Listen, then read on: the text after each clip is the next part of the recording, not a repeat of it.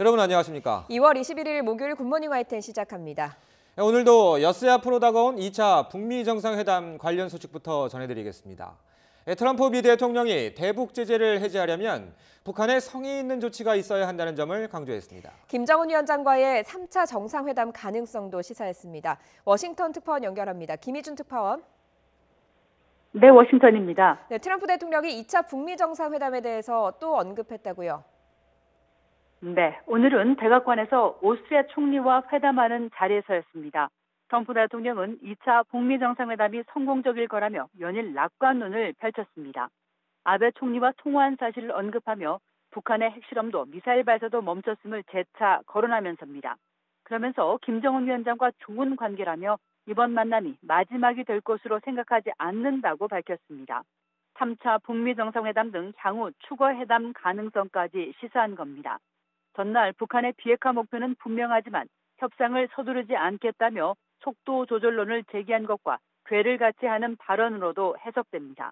트럼프 대통령은 이어 제재는 완전히 유지되고 있는데 이를 해제하고 싶지만 그러려면 우리는 뭔가 해야 한다며 북한의 추가적인 비핵화 조치가 필요하다는 점을 강조했습니다.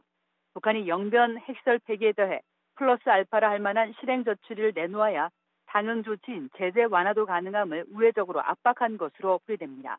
그러면서 북한의 경제적 잠재력을 믿는다는 청사진도 거듭 강조했습니다. 한국과 중국, 러시아 사이에 있는 북한의 입지적 조건을 재차 거론했습니다. 지금까지 워싱턴에서 YTN 김희준입니다. 북한의 의제 협상 담당자인 김혁철 대미 특별대표가 하노이에 도착했습니다. 미국 비건 특별대표와의 실무 협상이 곧 본격화할 예정인데 이 협상에 회담의 성패가 달려 있습니다. 한현희 기자가 보도합니다. 푸른 셔츠와 넥타이 차림의 김혁철 북한 국무위원회 대미 특별대표가 검은 차량에 탑승합니다. 김성애 통일전선부 통일책략실장이 같은 차에 올라탑니다. 베트남 하노이 노이바이 공항에 도착한 이들은 VIP 의전 통로가 아닌 일반 탑승객들이 이용하는 출국장으로 나온 뒤 곧바로 차량을 타고 이동했습니다. 앞으로의 계획 등을 묻는 취재진의 질문에는 아무런 답도 하지 않았습니다. 오늘 이국 바로 협의 진행되시나요? 실무협의? 김혁철 대표는 공항에 마중 나온 의전 담당자들과 함께 곧바로 숙소인 영빈관으로 향했습니다. 앞서 하노이에 도착해 현장을 둘러본 김창선 부장 등과 점검 회의를 하며 의제 협상 전략을 사전 조율하는 것으로 보입니다.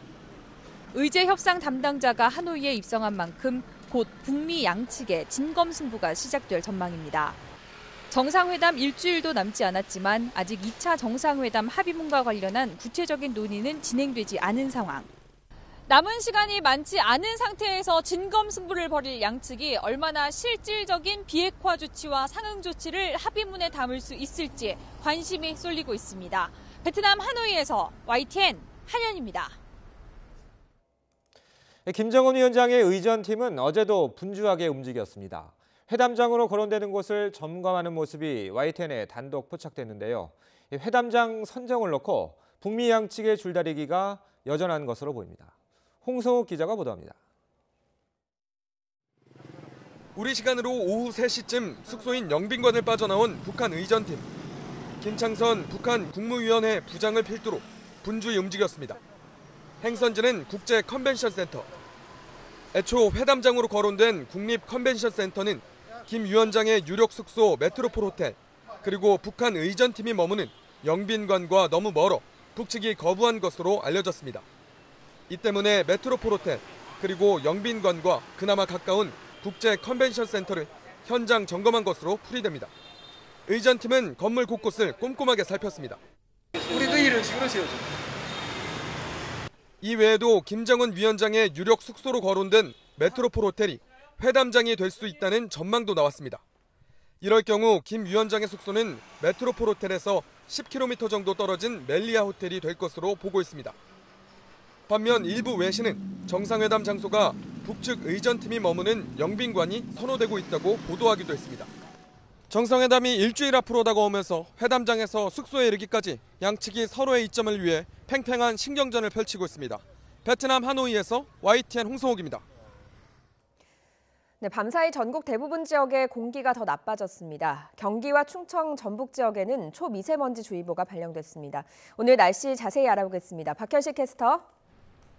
네, 야외 스튜디오에 나와 있습니다. 네, 말 그대로 먼지가 말썽이군요. 네, 밤사이 대기가 정체되면서 공기질이 더 악화했습니다.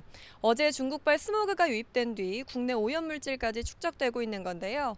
밤사이 경기 남부와 충청, 전북 지역에는 초미세먼지 주의보가 내려졌습니다. 오늘 이 지역은 종일 나쁨에서 매우 나쁨 수준을 유지할 것으로 보이니까요. 나오실 때 황사용 마스크 꼭 착용하시기 바랍니다. 현재 자세한 미세먼지 농도를 살펴보면 충북과 세종의 농도가 매우 나쁨 수준을 보이고 있고요. 그 밖의 지역도 나쁨 수준으로 평소보다 3배 이상이 높습니다. 오전까지 수도권과 전북 지역도 농도가 매우 나쁨 수준까지 오를 수 있겠습니다. 이에 따라 수도권에는 이틀 연속 미세먼지 예비 저감 조치가 시행됐습니다. 공공기관 임직원들은 차량 이부제가 의무적으로 적용돼서 끝자리가 홀수인 차량만 운행할 수 있고요. 행정 공공기관에 운영하는 대기배출 사업장과 건설 공사장도 운행 시간을 단축해야 합니다. 미세먼지 저감을 위해 동참해 주시기 바랍니다. 오늘 낮 동안 포근한 날씨를 보이겠습니다. 서울 8도, 광주와 부산 12도로 어제보다 2도에서 4도가량이 높겠습니다. 내일도 전국의 공기가 탁하겠고요. 주말에는 동풍이 불면서 미세먼지가 조금씩 해소될 전망입니다. 지금까지 YTN 야외 스튜디오에서 박현실입니다. 이른바 환경부 블랙리스트 의혹과 관련한 검찰 수사가 속도를 내고 있습니다. 청와대가 환경부 산하기관 임원들의 사퇴 현황을 보고받은 것을 검찰이 확인한 것으로 전해졌는데요. 검찰 수사는 청와대 개입 여부로 집중되고 있습니다. 이경국 기자의 보도입니다.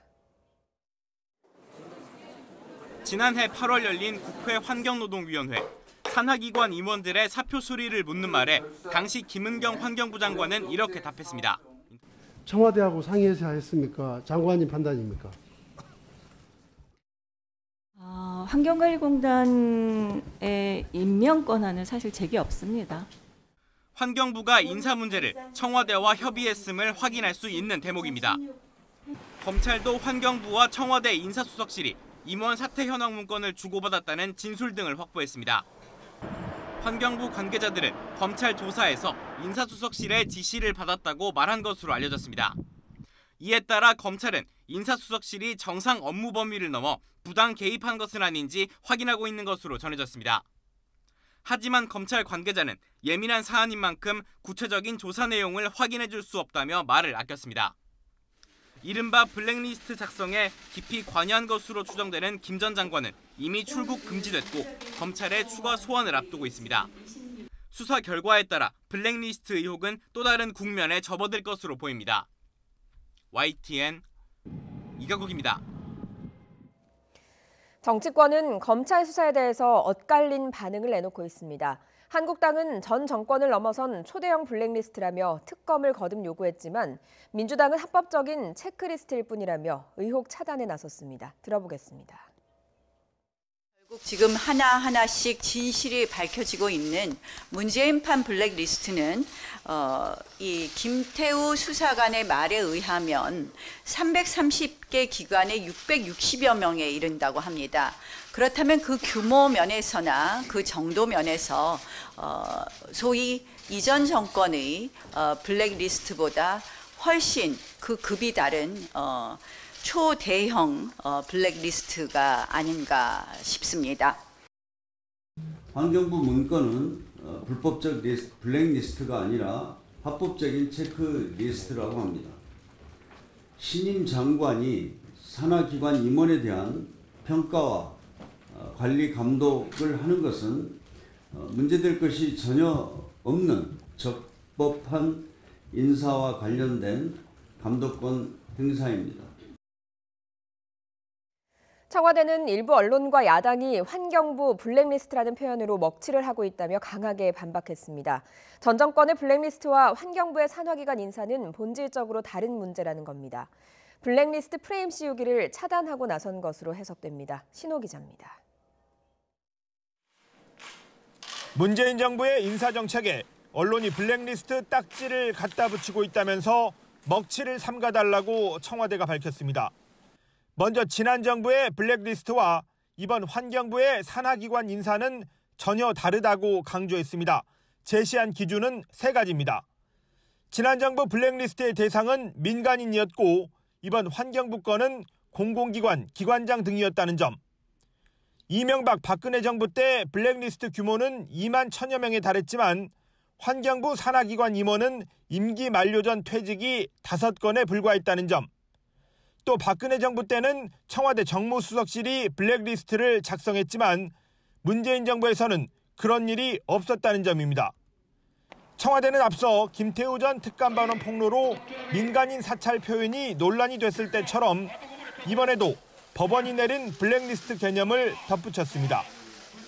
법원은 지원을 배제하기 위해서 계획을 세우고 정부 조직을 동원해 치밀하게 실행에 옮기는 것을 블랙리스트로 규정했는데 환경부 감사건은 어디에도 해당하지 않는다는 겁니다. 일부 언론이 과거와 전혀 다른 보도 태도를 보이는 점도 지적했습니다. 2008년 이명박 정부 초기 언론 사설을 제시하며 보수 정권이 들어섰을 때는 전 정권 인사들이 마땅히 물러나야 한다고 써놓고 지금은 반대로 임기 보장만 강조하고 있다는 얘기입니다. 청와대의 블랙리스트 프레임 바로잡기는 검찰이 김은경 전 환경부 장관을 출국 금지하는 등 수사의 속도를 내는 가운데 이루어졌습니다. 청와대는 환경부 장관이 산하기관에 대해 감사를 벌이도록 한 것도 적법한 감독권이라면서 수사 결과를 지켜보자고 했습니다. 환경부의 산하기관 감사에 인사수석실이 개입했다는 의혹에 대해서는 장관의 임명권 행사가 적절하게 이루어지고 있는지를 감독하는 것은 청와대 인사수석실의 정상적인 업무라고 강조했습니다. YTN 신호입니다. 한국당 새 지도부를 뽑는 전당대회를 앞두고 4번째 TV토론회가 열렸습니다. 다시 박근혜 전 대통령이 화두였습니다. 박 전 대통령의 탄핵과 사면 문제를 놓고 당권 주자들 사이에 설전이 오갔습니다. 우철희 기자입니다. 지난 토론회에 이어 자유한국당 당 대표 후보들은 또다시 박근혜 전 대통령 탄핵의 적절성을 두고 맞붙었습니다. 오세훈 후보는 황교안 후보를 향해 탄핵이 부당하다는 건지 아닌지 분명히 하라면서 회피형 리더십이라고 몰아세웠습니다. 돈 받은 것도 없지 않느냐 이렇게 말씀하시면서 또 탄핵을 부인하는 듯 하시다가 다시 또 탄핵은 또 인정한다 이렇게 또 말씀하시는 것 같고 도무지 종잡을 수가 없습니다. 이게 회피형에 이어서 아유. 황교안 후보는 헌법재판소의 탄핵 결정을 존중하되 절차상의 문제를 지적한 것뿐이라고 목소리를 높였습니다. 탄핵 결정은 존중한다. 그러나 절차적인 문제가 있다. OX 문제로 탄핵에 대해서 어떻게 생각하는지 물었어요. 그래서 제가 적정한가? 사실은 이렇게 해서는 안 되겠다 해서 세모로 하려고 했습니다. 태극기 부대의 지지를 받는 김진태 후보도 황교안 후보의 말이 계속 바뀌고 있다고 날을 세웠습니다. 이 토론장에서도 부당하다고 가다가 꼭 부당하다고 말한 것은 아닙니다. 그냥 탄핵이 부당한 것이냐에 대한 OX로는 답변을 도저히 하실 수 없는 겁니까? 박 전 대통령 사면을 놓고도 의견이 갈렸습니다. 황교안 후보는 국민의 의견이 충분히 반영돼야 한다고 피해갔고 오세훈 후보는 이른 감이 있지만 논의는 시작해도 된다는 말로 표심을 노렸습니다. 반면 김진태 후보는 사면보다는 무죄를 입증해 석방해야 한다는 강경론을 폈습니다. 빨리 확정 판결이 되고 그리고 빨리 구금에서 풀리셔서 역사적으로 공과를 국민 여러분들과 함께 그리고 역사적으로 평가받을 수 있는 그런 날이 오기를 기대합니다. 애걸복걸해서 될 문제가 아닙니다. 투쟁을 해야 됩니다. 무죄 석방하는 게 더 순서라고 생각합니다. 사면보다 석방이 우선입니다. 드루킹 댓글 조작도 논쟁에 불을 붙였는데 오세훈, 김진태 후보는 김경수 경남지사의 몸통을 누구라고 생각하냐고 따져 물었지만 황교안 후보는 현재로서는 확언하기 어렵다면서 역시 한 발 물러섰습니다. 이름이 거명된다고 해서 그것을 법률적인 책임을 물을 수 있는 배우로 볼 수 있느냐 이 부분에 관해서는 좀 더 판단이 필요합니다. 이 자리에서 단정키는 적당하지 않다고 판단합니다. 당내 일부에서는 전당대회 열기가 고조되면서 정책 검증보다는 박근혜, 탄핵 이런 말들이 넘쳐나며 지나치게 오른쪽으로 가고 있는 것 아니냐는 지적도 제기되고 있습니다. YTN 우철입니다. 문재인 대통령이 5.18 민주화운동에 참여한 광주 지역 원로들을 청와대로 초청했습니다. 문 대통령은 정치권의 5.18 폄훼 논란에 대해서 망언이라고 표현하고 자신도 분노를 느낀다며 함께 맞서겠다고 강조했습니다. 임성호 기자입니다. 문 대통령이 5.18 광주 민주화 운동에 참여했던 광주 지역 원로 14명을 청와대로 초청했습니다.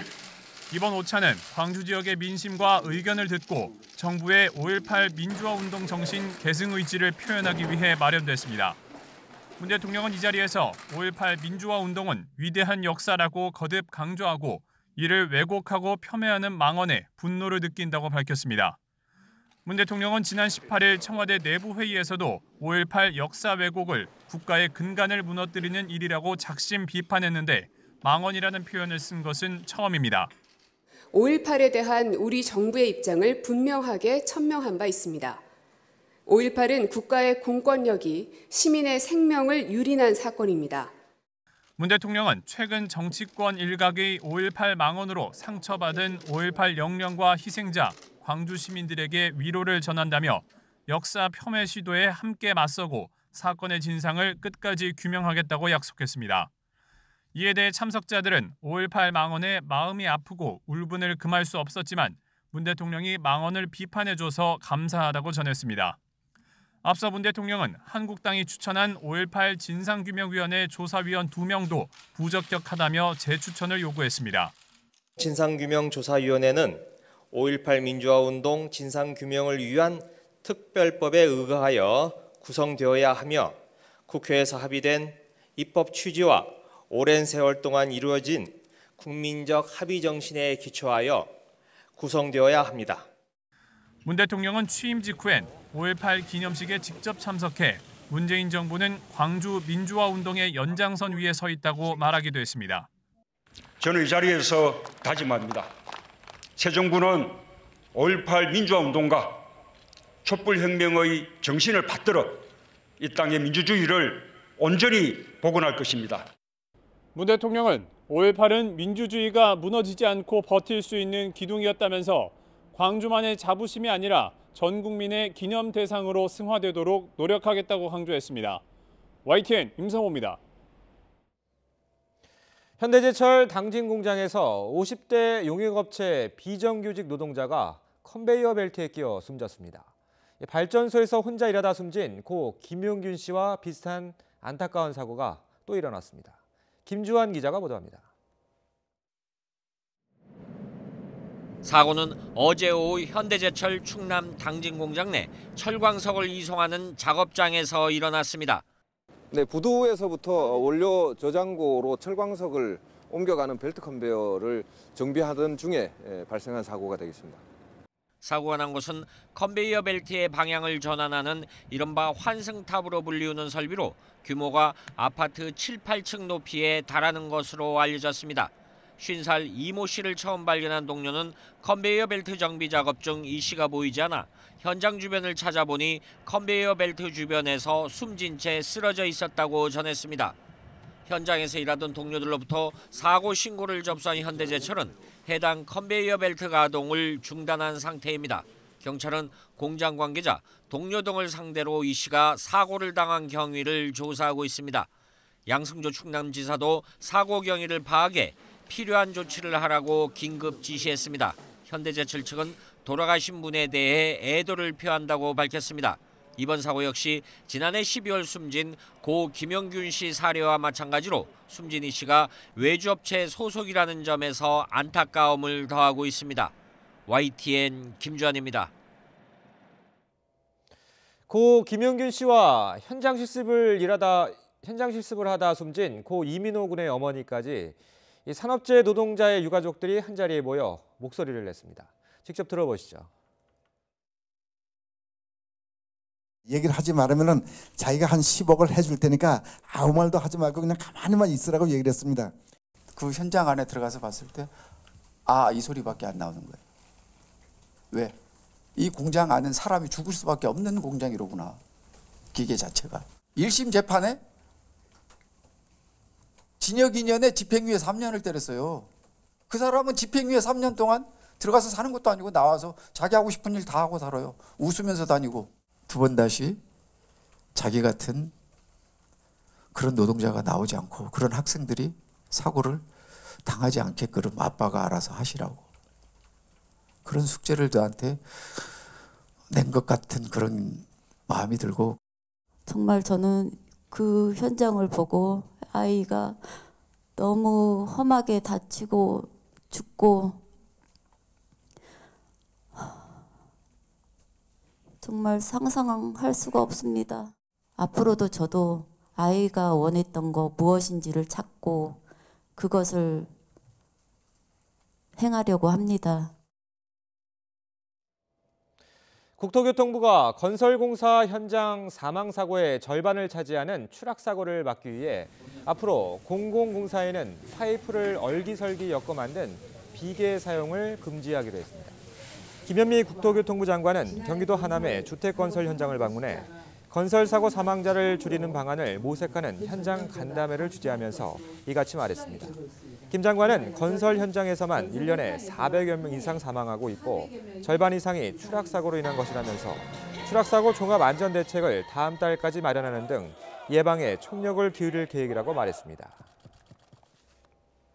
지난해 11월 조성길 전 이탈리아 주재 북한 대사대리가 귀임을 앞두고 부인과 잠적했습니다. 서방 국가로 망명했다는 설이 유력합니다. 그런데 조 전 대사대리의 미성년 딸은 북한으로 송환된 것으로 밝혀졌습니다. 박상남 기자의 보도입니다.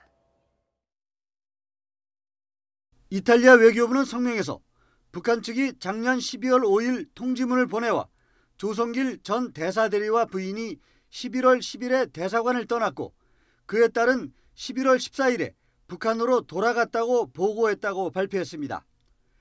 외교부는 조성길 전 대사대리의 딸이 조부모와 함께 있기 위해 북한에 되돌아가고 싶다는 희망을 밝혀 대사관의 여성 직원들과 동행해 북한으로 돌아간 것으로 북한 측이 설명했다고 밝혔습니다. 이탈리아 외교부의 이 같은 발표는 태영호 전 영국 주재 북한 공사가 조성길 전 대사대리의 미성년 딸이 평양으로 송환됐다고 주장했다는 소식이 전해진 후 나온 것입니다. 이런 가운데 말리오 디 스테파노 이탈리아 외교차관은 조 전 대사대리의 딸이 북한 정보기관에 의해 강제로 송환됐다는 일각의 보도가 사실이라면 북한을 비롯한 관련자들이 책임을 져야 할 것이라고 경고했습니다. 현지 뉴스통신 안사는 조성길 전 대사대리의 딸은 17살로 고등학교에 다니고 있다고 전했습니다. 조성길 전 대사대리는 이탈리아에서의 임기를 마치기 직전인 지난해 11월 부인과 함께 행방을 감춘 뒤 이탈리아의 보호를 받으면서 서방 국가로 망명을 타전하고 있거나 이미 서방의 특정 국가로 망명을 한 것으로 추정되고 있습니다. YTN 박상남입니다. 2차 북미 정상회담을 앞두고 트럼프 미국 대통령과 아베 일본 총리가 전화통화를 했습니다. 두 정상은 북한 핵 문제에 대해서 미일 간 긴밀한 연대를 약속한 것으로 보입니다. 김태현 기자의 보도입니다. 미일 정상이 일주일 후에 열리는 2차 북미 정상회담을 앞두고 통화를 했습니다. 두 정상은 북한의 핵 미사일 문제와 관련해 미일 간 연대를 확인하고 미국의 대북 협상 전략을 공유했다고 교도통신이 보도했습니다. 아베 총리는 트럼프 대통령에게 북한의 일본인 납치 문제 해결을 위해 노력해 줄 것을 당부하며 이에 대한 일본의 입장을 북한 김정은 위원장에게 전달해 달라고 요청했습니다. 아베 총리는 통화 후 기자들에게 핵 미사일 납치 문제의 해결을 위해 미국과 일본이 다각도로 긴밀하게 연대하기로 했다면서 회담 후 트럼프 대통령으로부터 전화로 회담 결과에 대한 설명을 듣기로 했다고 밝혔습니다. 이어 트럼프 대통령이 납치 문제 조기 해결을 위한 협력을 약속했다고 말했습니다. 아베 총리는 2차 북미 정상회담에 대해 북한 핵 미사일 납치 문제 해결과 연결돼 동아시아의 평화와 안정으로 이어지기를 기대했습니다. 통화에 앞서 의회에서는 미국과 밀접하게 조율하겠다며 트럼프 대통령을 신뢰하며 확실히 지원할 것이라고 말했습니다. 로이터 통신은 트럼프 대통령이 5월 26일 일본을 국빈 방문할 가능성이 있다고 보도했습니다. 아키히토 일왕은 고령을 이유로 물러나고 큰아들인 나루히토 왕세자가 5월 1일 왕위에 오릅니다. 이렇게 되면 트럼프 대통령은 새 일왕이 즉위한 뒤 처음으로 만나는 외국 정상이 됩니다. YTN 김태현입니다.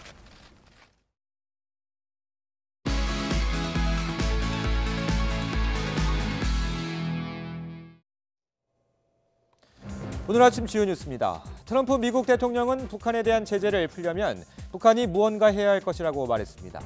곧 본격화할 2차 북미 회담 의제 협상을 앞두고 비핵화 조치를 압박한 것으로 풀이됩니다. 대기 정체가 지속되면서 경기 남부와 충청, 전북 지방에 새벽부터 초미세먼지주의보가 발령됐습니다. 하루 종일 공기가 탁하고 특히 수도권과 전북 지역 등은 오전 한때 초미세먼지 농도가 매우 나쁨까지 오르겠습니다.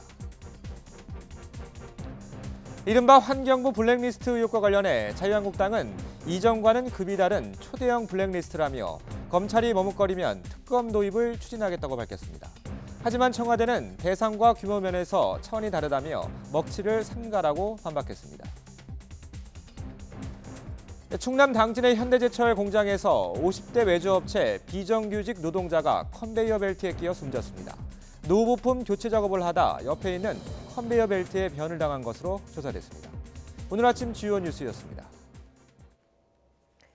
서울 강남의 한 아파트 입주민이 경비원을 심하게 폭행하는 일이 있었습니다. 아파트 입구를 통과할 때 차단기를 바로 열지 않았다는 게 이유였습니다. 최문석 기자입니다. 설 연휴 마지막 날인 지난 6일 오토바이를 탄 남성이 진입 차단기를 피해 아파트 단지로 들어갑니다. 갑자기 멈추더니 경비실로 들어가 폭언과 함께 주먹질을 시작합니다.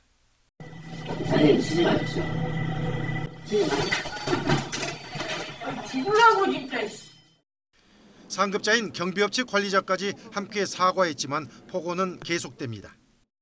야, 네가 젊은 놈이 그런 소리 듣기 싫으면 그냥 이런 일 하지 마. 야, 네가 이런 일을 하러 들어왔으면 하고 굶고 해야 될 거 아니야. 때린 남성은 아파트 주민인 43살 권모 씨. 오토바이를 타고 귀가했는데 차단기를 바로 올리지 않았다는 게 폭행 이유였습니다. 경비원은 입술이 찢어지고 치아가 흔들릴 정도로 다쳤습니다. 권 씨의 어머니가 아파트 관리 용역 계약을 담당하는 총무이사이다 보니 갑질이 계속돼도 참을 수밖에 없었다는 게 경비원들의 얘기입니다. 청와대 국민청원 게시판에는 갑질 주민을 철저히 수사하고 처벌해달라는 청원글이 올라왔습니다. YTN 최문석입니다. 어제 저녁 충남 서산 해안도로에서 SUV 승용차가 바다로 추락해 60대 운전자가 숨졌습니다. 사건 사고 소식 유충섭 기자가 종합했습니다. 해경 구조대원들이 바다에 빠진 승용차에서 운전자를 구하려 애씁니다. 어제 저녁 충남 서산에 있는 해안도로에서 SUV 승용차가 바다로 추락했습니다. 운전자 65살 A씨는 신고를 받고 출동한 해경에 1시간 만에 의식불명 상태로 구조됐지만 결국 숨졌습니다. 해경은 현장에 도착했을 때 이미 차량이 물에 잠긴 상태로 파악하고 정확한 경위를 조사하고 있습니다. 오피스텔 건물에 불이 모두 꺼져 있습니다. 어젯밤 인천국제업무단지 내 오피스텔에 전기 공급이 5시간 넘게 끊겼습니다. 정전으로 360여 세대 주민들이 불편을 겪었고 편의점 등 상가도 피해를 봤습니다. 관리소 측은 변압기 고장으로 정전됐다며 밤 11시 40분쯤 임시 복구했다고 밝혔습니다. 앞서 어제 오후 강원도 춘천에 있는 빌라에서 불이 나 20분 만에 진화됐습니다. 빌라 주민 9명이 출동한 소방대원들에게 구조됐으며 이 중 2명은 연기를 마셔 병원에서 치료받았습니다. 경찰은 빌라 반지하에서 누전이나 합선 때문에 불이 난 것으로 추정하고 있습니다. 어제 저녁 부산에 있는 다가구 주택 주차장에서 땅 꺼짐 현상이 일어났습니다. 지름 2.5m, 깊이 2에서 3m 크기입니다. 주차된 승용차 한 대의 차체 일부가 꺼진 땅에 빠졌지만 다행히 인명피해는 없었습니다. YTN 유충섭입니다. 이혼 소송 중인 조현아 전 대한항공 부사장 부부가 폭로전을 벌이고 있습니다. 남편이 조 전 부사장이 자녀들을 학대하고 자신을 폭행했다며 고소하자 조 전 부사장은 알코올 중독자의 잘못된 기억이라고 맞섰습니다. 박기환 기자가 보도합니다. 조현아 전 대한항공 부사장과 이혼 소송 중인 남편 박모 씨가 조 전 부사장을 경찰에 고소했습니다. 자신을 폭행하고 쌍둥이 아들을 학대했다는 겁니다. 아동복지법 위반 등 혐의에 대한 총 5가지 정도가 해서 고소가 됐거든요. 검수의 검토나 이런 것들은 이제 수사를 진행하면서 일단 확인을 해봐야 된다는 정도. 박 씨는 조 전 부사장에 대해 아이들이 밥을 빨리 먹지 않는다며 수저를 집어 던지거나 폭언을 일삼았다고 주장했습니다. 지난 2014년 땅콩 회항 사건 이후 자신에 대한 폭행도 잦아졌다고 설명했습니다. 돈 문제도 거론됐습니다. 한진 일가가 소유한 기업 자산을 대한항공에 무상으로 기증하는 등 이혼을 앞두고 분할 가능한 재산을 빼돌렸다고 지적했습니다. 조 전 부사장 측은 입장문을 내고 모든 의혹을 부인했습니다. 자녀를 학대한 적이 없으며 알코올 중독자인 박 씨가 잘못된 기억을 자신에게 유리하게 꾸며냈다고 반박했습니다. 자회사처분은 공정거래위원회의 의견에 따라 이사회가 내린 결정이라고 설명했습니다. 또 가정사가 형사소송으로 번진 만큼 박 씨를 명예훼손 혐의로 맞고소하는 방안을 검토하고 있다고 밝혔습니다. 경찰은 조만간 박 씨를 고소인 자격으로 불러 사실관계를 확인할 예정입니다. 조현아 전 부사장의 경찰 출석도 불가피해 땅콩 회항과 밀수 사건에 이어 또다시 카메라 앞에 서게 될 것으로 보입니다. YTN 박기환입니다. 현대기아차가 차량 제작 결함을 은폐했다는 의혹과 관련해서 검찰이 본사를 압수수색했습니다. 현대기아차가 결함을 인지하고서도 제대로 된 조치를 미룬 것인지를 살피고 있습니다. 강희경 기자의 보도입니다. 검찰이 서울 양재동에 있는 현대기아차 그룹 본사 품질본부를 압수수색했습니다. 차량 제작 결함을 의도적으로 은폐했다는 의혹과 관련해서입니다. 검찰은 국토교통부와 시민단체가 고발한 현대기아차의 리콜 규정 위반 사건과 관련해 혐의가 있는지 판단하기 위한 것이라고 설명했습니다. 앞서 국토교통부는 지난 2017년 5월 현대기아차 제작 결함 5건과 관련해 강제 리콜을 명령했습니다. 대상 차종만 12종, 24만 대에 달했습니다. 당시 국토부는 현대기아차가 결함 사실을 알고도 의도적으로 은폐했을 가능성이 있다고 보고 검찰에 수사를 의뢰했습니다. 은폐하지 않았다고 볼 만한 증거가 뚜렷하지 않고 또 자발적 리콜의 소극적인 업계 관행에 경종을 울리기 위해서 검찰에 수사를 의뢰하였습니다. 국토부는 지난 2016년에도 현대차가 산타페 2000여 대의 조수석 에어백 결함을 알고도 숨겼다며 현대차 사장을 고발했습니다. 이어 2017년 4월에는 시민단체가 현대기아차 그룹 회장까지 고발했습니다. 당시 세타2 엔진의 제작 결함이 발견된 5개 차종 17만 대를 자발적으로 리콜했는데 이미 2010년부터 결함 가능성을 알고서도 늦장 대응을 했다는 이유였습니다. 아무런 대책 없이 결함 사실을 적극적으로 부인했고 최근 국토부가 조사 결과가 임박하자 갑자기 리콜 계획서를 제출하기에 이르렀다. 검찰은 우선 확보한 자료를 분석해 혐의가 있는지 확인한 뒤 조만간 임직원 등 관련자를 소환할 방침입니다. YTN 강희경입니다. 정부가 공공기관의 채용 실태를 조사했는데 180건이 넘는 비리가 적발됐습니다. 자격이 없는데도 가족이나 친척을 합격시킨 사례 등이 수두룩했는데요. 정부는 수사를 의뢰하고 피해자 구제에도 나설 방침입니다. 추은호 기자가 보도합니다. 경북대병원은 의료 관련 자격증이 없어 응시 자격이 없는데도 직원의 자녀, 조카, 자매라는 이유로 최종 합격시켰습니다. 공영 홈쇼핑은 고위직 자녀 등 6명을 먼저 단기 계약직으로 채용한 뒤 정규직으로 슬며시 전환시켰습니다. 서울대병원은 전환 대상이 아닌 비정규직 3명을 무기계약직으로 전환시켰습니다. 반면 전쟁기념사업회는 최종 추천된 면접 대상자를 나이가 어리다는 이유로 탈락시켰다 적발됐습니다. 정부가 남김없이 털겠다는 각오로 진행한 채용비리 조사에서 공공기관의 채용비리 182건이 적발됐습니다. 친인척 특혜 채용 의혹이 있는 비리도 16건이나 됐습니다. 공공기관의 뿌리 깊은 채용비리 관행이 여전히 남아있음을 확인하게 되어 안타깝게 생각합니다. 정부는 비리 정도가 심각한 36건을 검찰에 수사 의뢰하고 나머지는 징계하기로 했습니다. 채용 비리에 연루된 임직원은 직무가 정지되며 수사 결과에 따라 해임됩니다. 부정합격자들은 직장에서 퇴출되고 채용비리 피해자는 다시 응시할 기회를 받습니다. 서울교통공사와 인천국제공항공사 등 감사원 감사가 진행 중인 5곳은 이번 조사에서 제외됐습니다. 정부는 친인척 채용 인원을 의무적으로 공개하고 가족 채용 특혜를 막는 이해충돌 방지법의 제정도 추진하기로 했습니다. YTN 추월호입니다. 현대중공업의 대우조선해양 인수가 다시 암초를 만났습니다. 대우조선 노조에 이어서 현대중공업 노조도 인수의 반발에 파업에 들어가기로 했습니다. 김인철 기자가 보도합니다. 현대중공업 노조원들의 결정은 파업이었습니다. 파업 찬반 투표에는 현대중공업과 현대중공업에서 분할된 현대일렉트릭, 현대건설기계, 현대중공업 지주 노조원들이 참여했습니다. 노조 측은 대우조선해양 인수로 해양 플랜트 등 겹친 사업 분야에서 구조조정이 우려된다는 겁니다. 지난 구조조정 과정에서 조합원들이 엄청나게 많은 고통을 겪었는데 그 고통이 끝나지도 않은 상태에서 또다시 대우조선을 인수한다는 것은 말이 안 된다. 앞서 쟁의 행위를 가결한 대우조선해양노조와 공동보조를 맞추며 반대 투쟁을 전개할 것으로 보입니다. 가결되었음을 선언합니다. 두 노조는 독자적으로 혹은 금속노조 등과 공조해 매각인수 반대 항의 집회와 총파업을 포함한 쟁의 행위에 나설 계획입니다. 이에 대해 현대중공업 측은 대우조선해양 인수가 우리나라 조선업을 위한 선택으로 어느 한쪽에 희생이 없을 것이라며 기본 방침을 설명했습니다.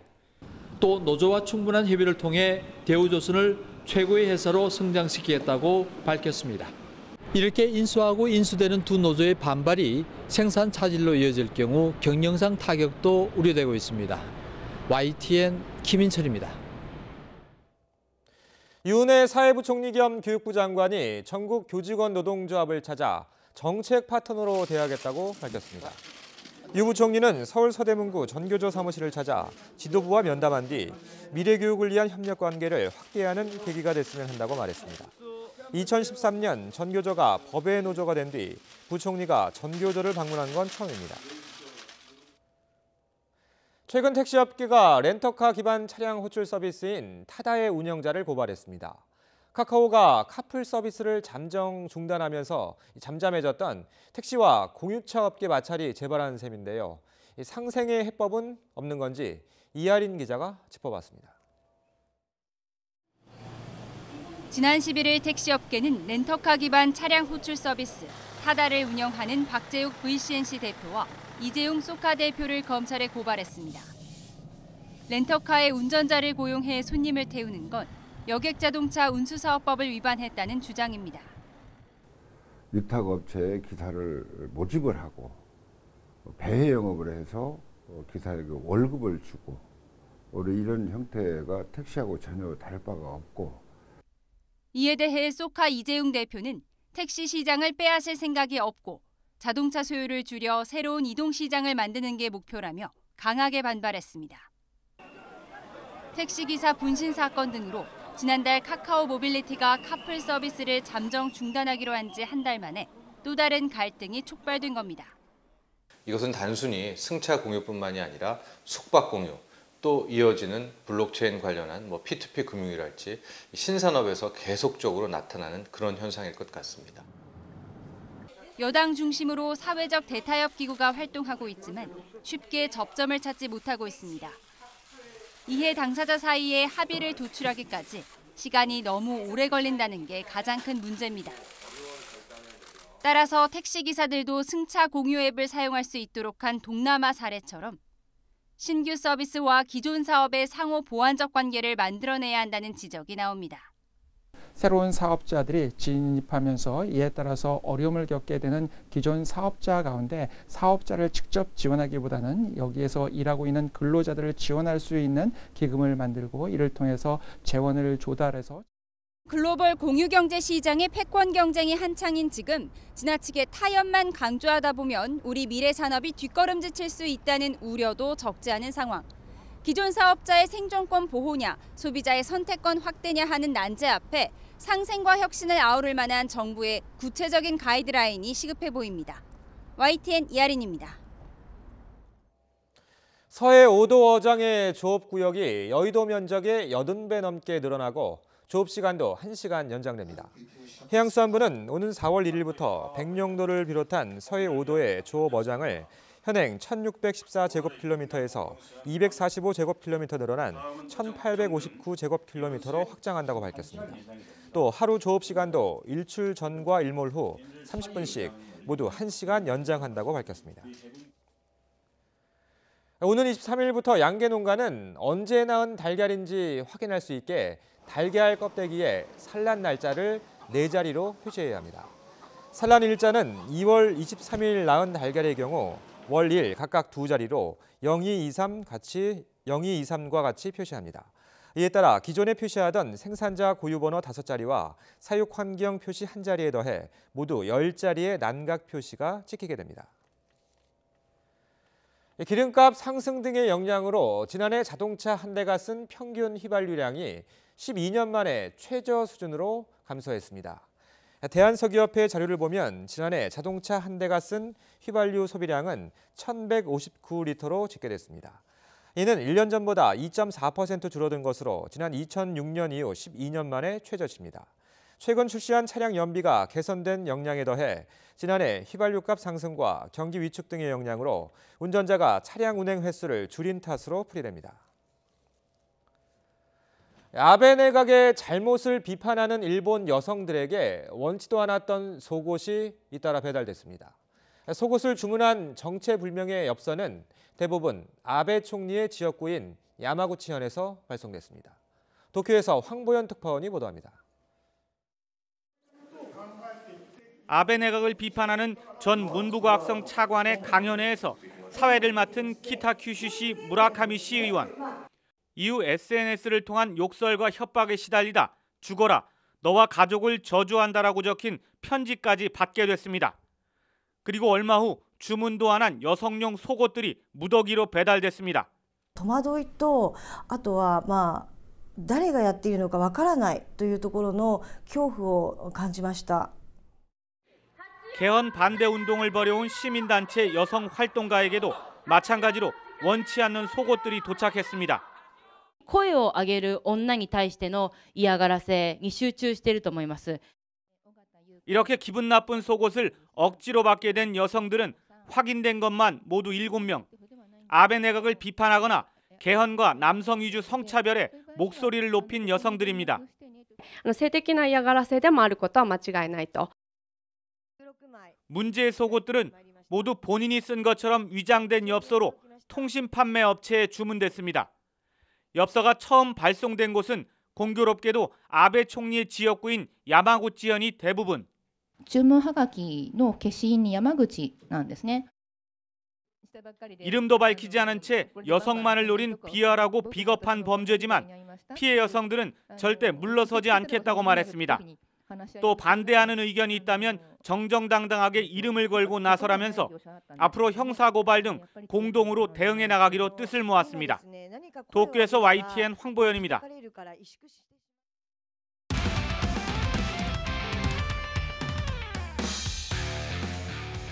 스포츠 뉴스입니다.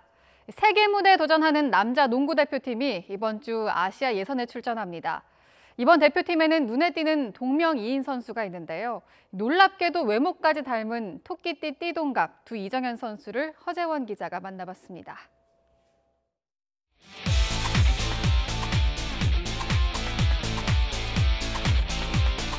정확한 석점슛과 거침없는 돌파, 국내 최고의 득점력을 자랑하는 KCC 이정현입니다. 20살 어린 나이에도 노련한 경기 운영과 넓은 시야를 두루 갖춘 연세대 이정현입니다.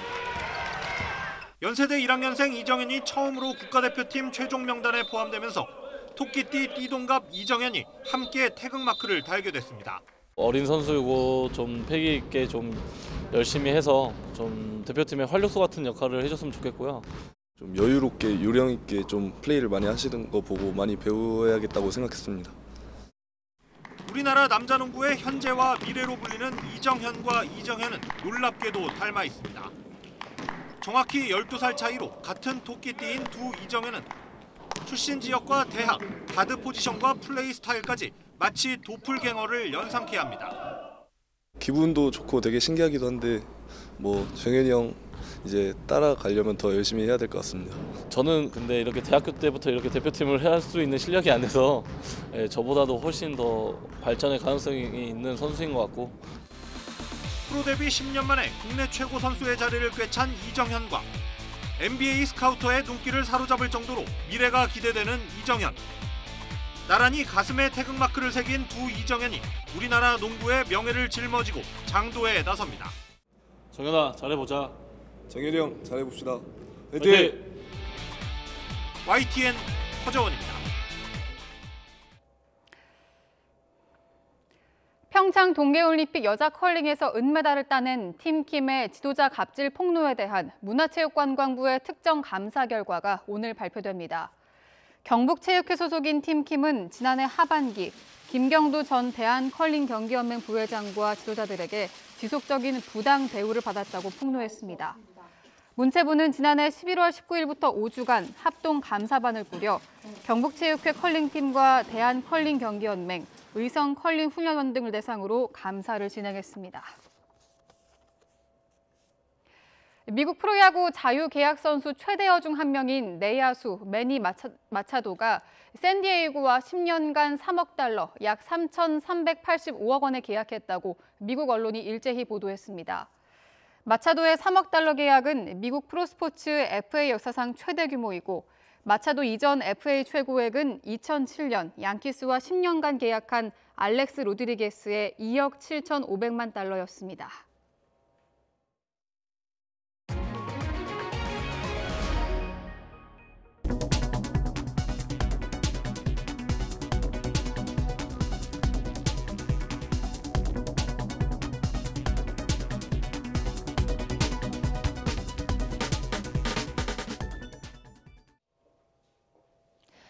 어제보다 상황이 악화되면서 오늘 출근길은 서쪽 지역 곳곳에 초미세먼지 주의보가 발령 중입니다. 현재 경기 남부와 충청 지역, 전북 지역에 새벽부터 초미세먼지 주의보가 내려져 있습니다. 평소보다 3배에서 5배가량 먼지 농도가 짙어진 상태입니다. 오늘 나오실 때 황사용 마스크는 필수입니다. 현재 전국의 초미세먼지 농도가 나쁨 단계까지 올라 있고요. 충북 지역은 매우 나쁨 단계까지 높아져 있습니다.